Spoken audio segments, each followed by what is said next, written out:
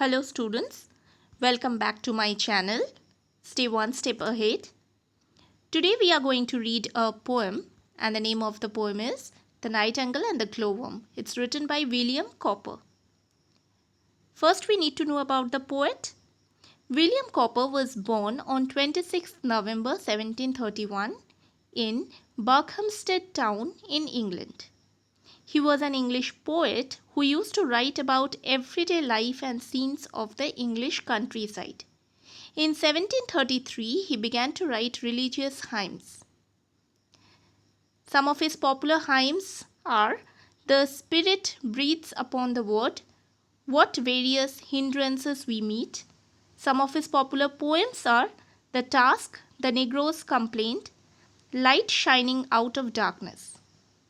He died on 25th April 1800. Let's begin the poem now.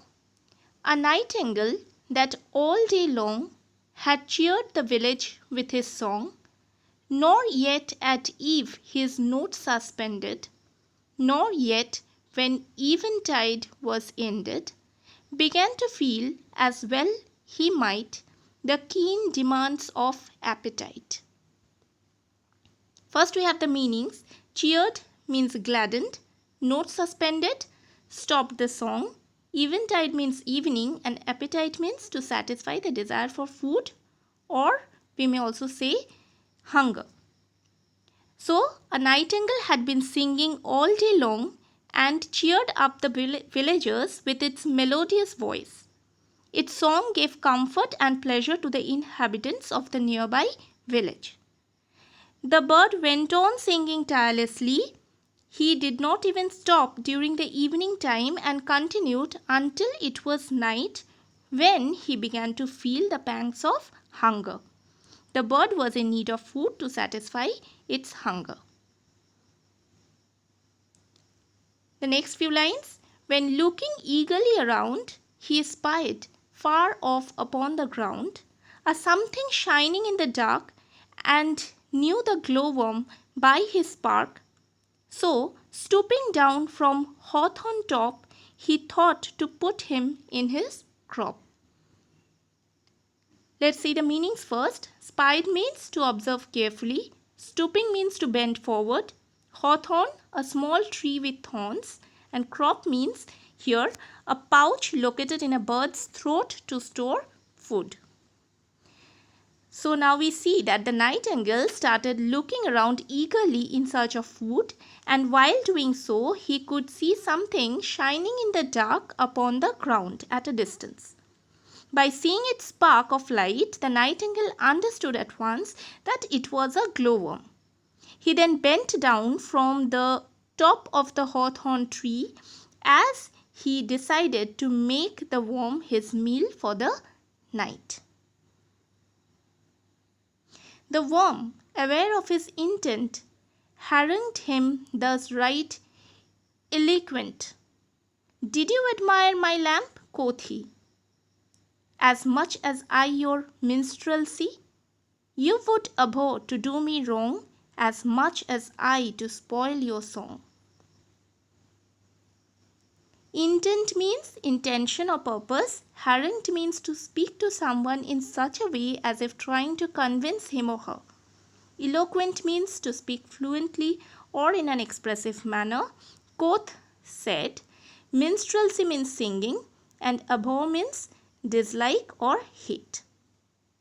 By this time, the glowworm had also noticed the nightingale and became aware of its intention, that the latter was about to eat it.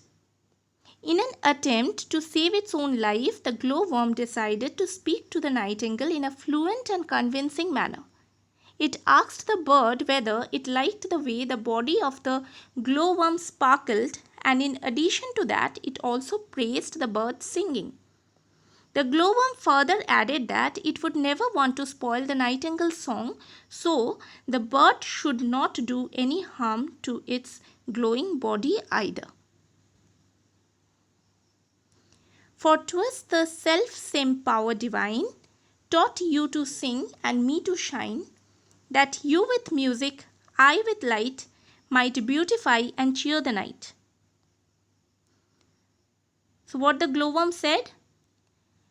The glowworm then continued to explain why they should not harm each other and show mutual respect. The reason given by the little creature was that they had been created by the same God. See, self-same divine, power divine means the same powerful God, who had gifted each of them with their unique ability. While the Almighty had given the nightingale the ability to sing, He had provided the glowworm with the ability to shine, and with these special talents, they could make the nights beautiful and cheerful. The songster heard his short oration and, warbling out his approbation, released him, as my story tells, and found a supper somewhere else. Songster means a songbird. Here it refers to the nightingale. Oration means speech. Warbling, singing, and approbation means approval. So finally the songbird, that is the nightingale, heard the short speech delivered by the glowworm with patience and agreed to the points that the tiny creature had put forward. The nightingale was quite influenced by the glowworm's fluent and smart oration, and he sang in approval, means he also approved it. The bird then spared the life of the worm and looked for his supper elsewhere. So what message do we get from this poem? Through this poem, the poet wants to convey the message that all human beings on this earth have come from the same creator. Hence, we all are brothers and sisters. We should not fight against each other. We must live in harmony and appreciate people's uniqueness and respect individual differences. We should not cause harm to others. The poet wants us to learn a lesson from the nightingale and the glowworm. Next we have the figures of speech. First is personification. What is personification? It's a figure of speech which is used to attribute human characteristics to something non-human. Non-human means birds, animals, trees, etc., or to represent an abstract quality in human form.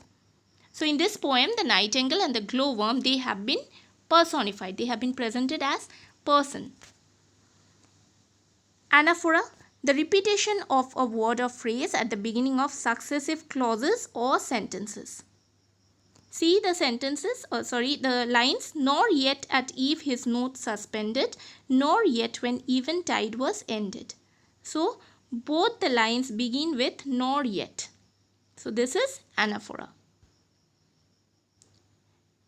Next we have alliteration, the occurrence of same letter or sound at the beginning of adjacent or closely connected words.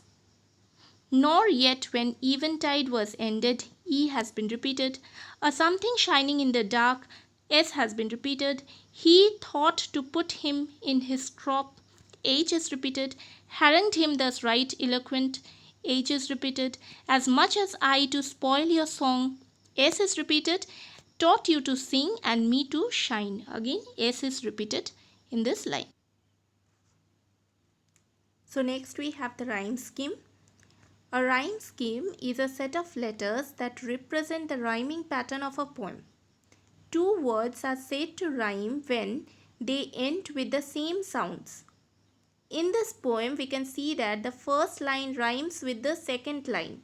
A nightingale that all day long had cheered the village with his song. So the first line rhymes with the second line. We will mark them as A. Again, the third and fourth line are rhyming. Nor yet at eve his note suspended, nor yet when eventide was ended. So the third and fourth line are rhyming. So we will mark them as B.